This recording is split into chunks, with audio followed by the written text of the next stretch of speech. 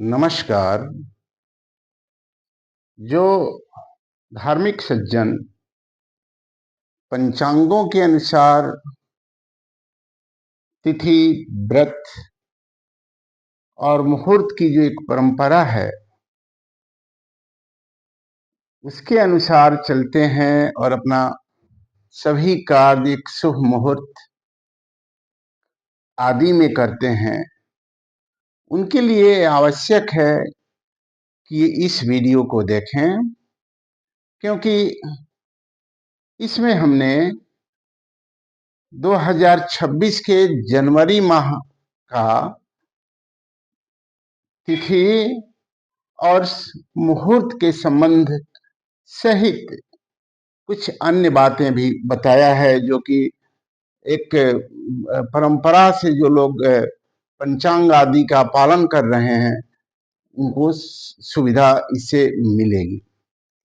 सबसे पहले आप देखें, इस वर्ष जनवरी 2026 जो है वो पौष शुक्ल त्रयोदशी से प्रारंभ हो रहा है।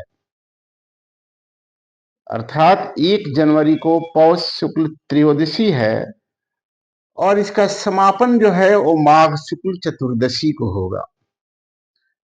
तो सबसे पहली बात है कि इस जनवरी महीने में 3 तेरस मिलेगा, अर्थात पौष महीने के शुक्ल पक्ष में भी एक तेरस मिल जाएगा जो कि 1 जनवरी को है। फिर माघ के कृष्ण पक्ष में एक तेरस मिलेगा जो कि 16 को है, और माघ शुक्ल पक्ष में भी एक तेरस मिलेगा जो कि 31 जनवरी को है।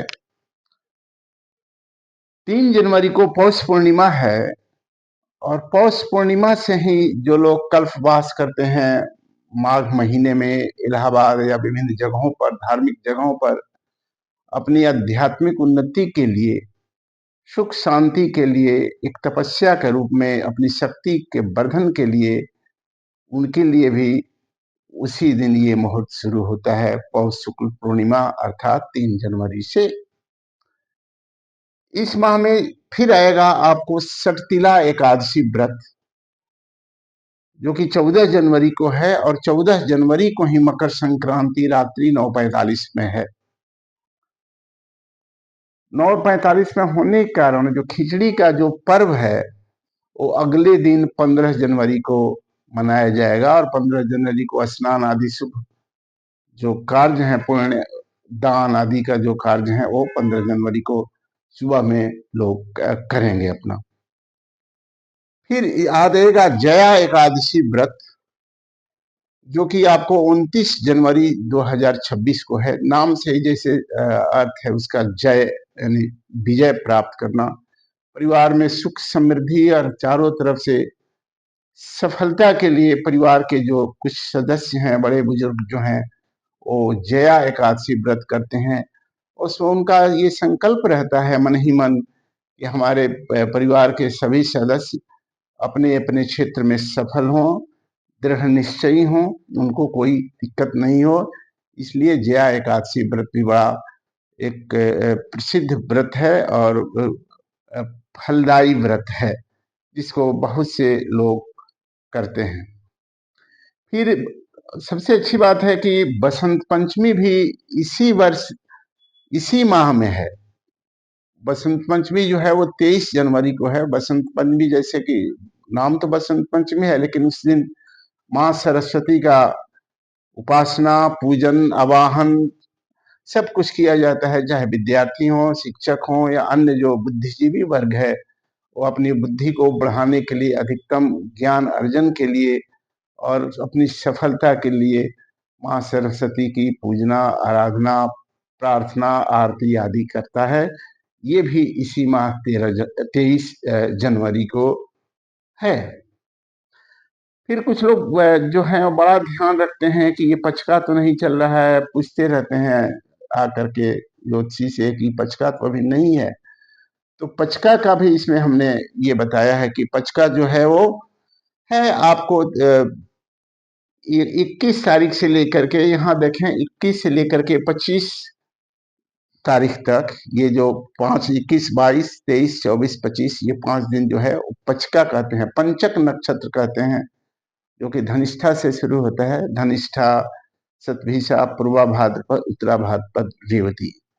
ये पचका है। पचका में जो लोग जिस काम को नहीं करना चाहते, ज्योतिष शास्त्र के अनुसार, जैसे काष्ठ संचय, चूल्ही का स्थापन, दक्षिण दिशा की यात्रा आदि शास्त्रों में, मुहूर्त चिंतामणि में निषेध किया गया है इन नक्षत्रों को, तो उसको में वर्जित लोग करते हैं। इसलिए ये भी जानना आवश्यक है पंचांग के पालन करने वाले लोगों के लिए। दूसरा है गंडांत। गंडांत नहीं कहते हैं कि बहुत से लोग आजकल मुहूर्त पूछने लगे हैं कि मेरे घर में माने बच्चे का जन्म होने वाला है और हो सकता है कि डॉक्टर कहे कि सीजेरियन हो, तो कोई एक अच्छा सा दिन बताइए जिसमें ये सतैसावादी नहीं हो। तो हर महीने में सतैसा के लिए 6 दिन आता है। उसका भी हमने विवरण यहाँ बताया है कि गंडांत जो है वो 6-7 जनवरी को है, 15-16 को है और 25-26 को है। वो अश्लेषा माघा क्रमशः 2 नक्षत्रों का एक सेट होता है जो कि आते रहता है 8 दिन के बाद। तो अश्लेषा माघा, उधर आप जाएंगे तो ज्येष्ठामूल, और फिर आगे बढ़ेंगे तो रेवती और अश्विनी। इन 6 नक्षत्रों का ये 2-2 दिन का ये आता है, ये गंडांत नक्षत्र। उसमें अगर किसी का जन्म होता है तो उसको कहते हैं कि ये सतैसा में जन्म है।